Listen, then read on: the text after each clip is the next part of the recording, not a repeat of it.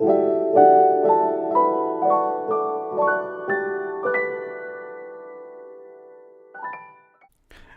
to another video in the Learn to Excel series brought to you by ChemEnggLife. In this video, we are going to have a look at how you can use different count functions in Excel. Now, in total, there are roughly 5 count functions that you can use for different purposes. The first one being a simple standalone count function. The second one is a COUNTA function. Then you have a COUNTBLANK function, then the COUNTIF and a COUNTIFS function. Very briefly, a count function counts the number of numbers in a dataset. That means that it only counts how many times there is a number in a selected range. That means that it does not count any text or any non-numerical value in a dataset. The COUNTA function then instead counts the number of times there is a both numerical and a text value within the given range. That means that it counts basically everything in a range except blank cells. Then a COUNTBLANK function counts the total number of blanks that you have in a given range. And a COUNTIF function counts if you have a 1 criteria for which you would like to specifically count for a specific criteria. A COUNTIFS function then counts the number of multiple criteria in a given data range. So we'll start off by using a count function. And we will do that for the cost. So if I do all of this, then you'll see that it gives me 10. That means that there are 10 different groceries in that list. On the other hand, if I was to write a COUNTA function, and if I do it for the same data set, it should also give me 10. Right? But now you're probably wondering what's the difference between count and COUNTA. And just like I said earlier, the count function only counts the number of times you have a number in your data set, whereas a COUNTA function counts the total number of inputs that you have in a given range. So for example, if I delete these 3 values, right, and I replace that with a text, there you go. Now you can see that the count function only tells me that there are 7 values.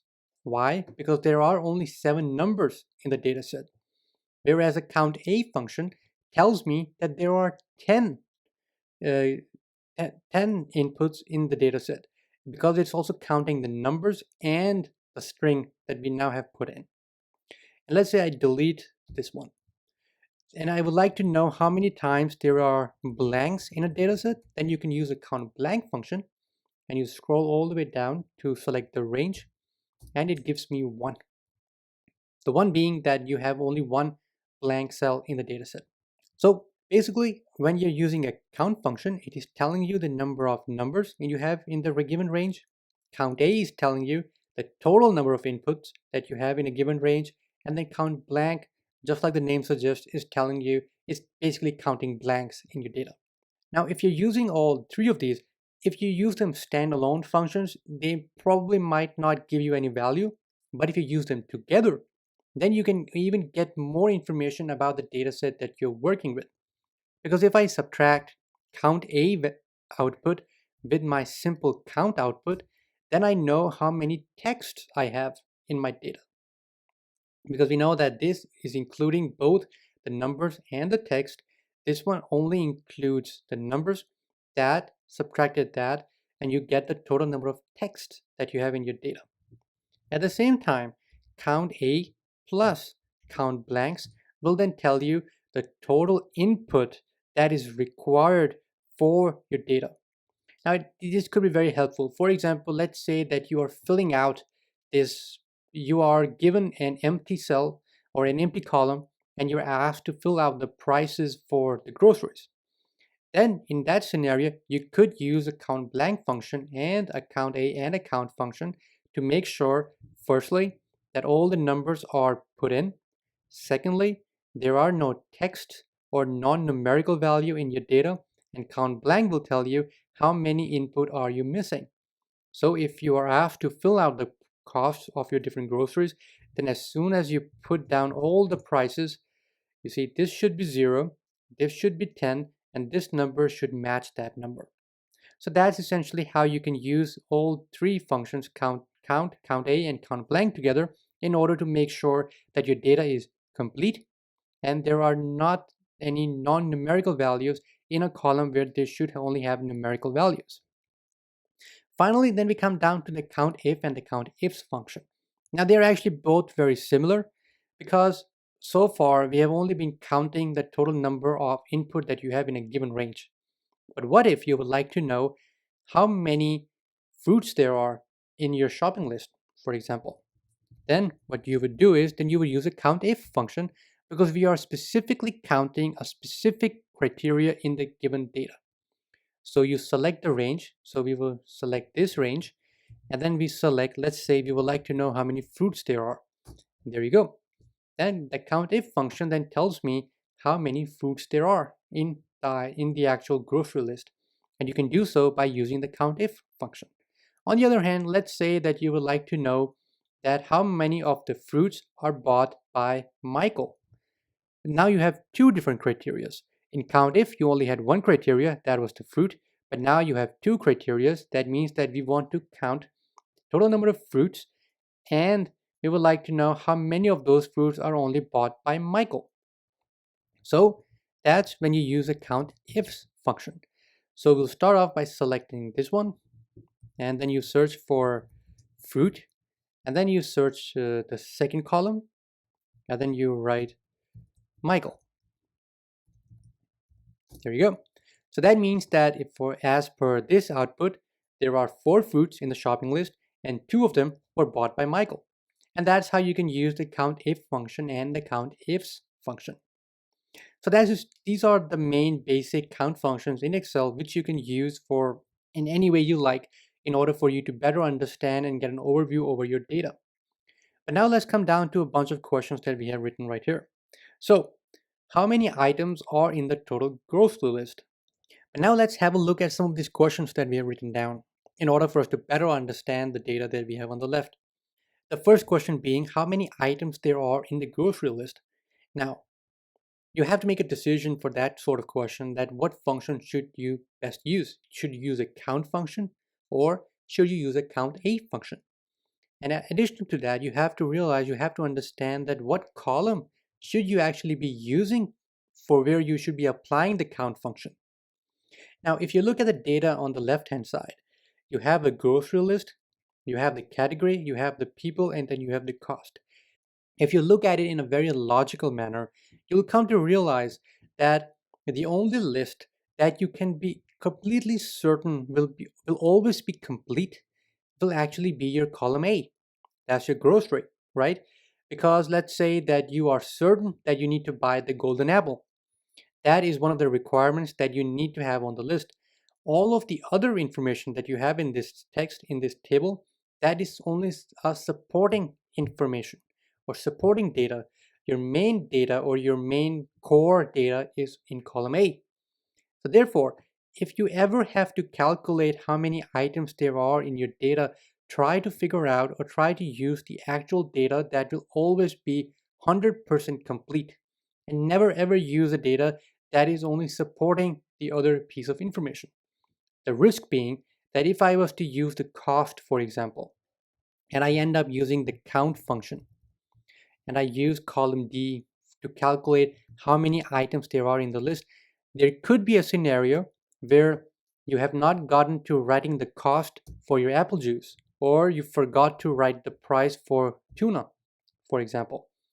Now, in theory, you have 10 shopping list, but you just did not fill out the cost. That means that your output or your actual answer to that question would then end up being wrong. So instead, what we'll do is that we'll use a COUNTA function and we'll apply that to our column A so that it can tell us how many items there are in the grocery list. In the second question, how many items cost exactly $50? So now we have a criteria that we need to fulfill. So what we'll do is that we'll write COUNTIF, and then we will select the cost. And the thing is that when you're trying to write a COUNTIF function for a numerical value, then you have to remember to write the quotation marks is equal to, and the quotation mark, and then write your value. So every single time you have a numerical operator in COUNTIF, you have to select the range, quotation marks, the operator, close the quotation marks, put in the and sign, and then write your actual numerical value for which you would like to figure that one out. So you press enter, and we know that there is only one grocery that costs exactly $50. To make it interesting, let's write 150 there, and let's write a 50 there. So we now have three groceries that cost $50. But let's say you would like to also know that how many items cost more than $50. And once again, we will write a COUNTIF. We will write a COUNTIF, and then we'll select column D, and then we'll have semicolon. Then we'll write the quotation marks. The operator is bigger than, then we close it, and then we write and we write 50. So now these are the items that are more expensive than $50. If it was more than and equal to 50, then we would just have written an equal sign right beside the more than operator. But then instead, let's say you would like to know how many items are less expensive than $50, then instead you can write the exact same formula, but instead of writing more than or equal to, you can then write less than 50. But the exact structure would remain the same, the range is the same, and then you write the quotation marks, the operator, and 50.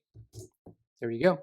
So now there are 3 items that cost exactly 50, 2 items that cost more than 50, and 5 items that cost less than 50.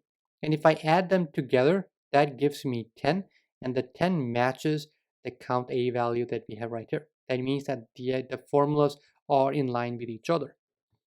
And then let's say you would like to know that how many items did Michael buy. And then once again, we only have one criteria. So we select column C because that's where we have the list of the people that bought the groceries. And then we write our criteria, which is Michael. So 4 items are bought by Michael. How many fruits did Michael buy? But now, just like we saw earlier, now we have 2 conditions. Hence, we will be using a COUNTIFs function. The first criteria, that is Michael, because you would like to know how many did Michael buy. The second criteria is then the category, and then we want to know the fruit. There you go. So that means that there are 4 items that Michael bought, and 2 of them were fruits. So that's how you use the count functions in Excel. And do remember that just like we looked at in this video, that the count functions are most of the time used in a combination. So when you're using count function, you can combine it with the count A and the count blanks in order to get a bigger picture or a more precise picture of your data set. Well, thank you for watching. And if you would like to learn more about Excel, then visit the website of Chemical Engineering Life at www.ChemEnggLife.com, where you can sign up for online Excel courses ranging everything from basics to the advanced knowledge, which can help you further excel in your career. And also don't forget to like, share, and subscribe to Chemical Engineering Life for more videos. Thank you and have a great day.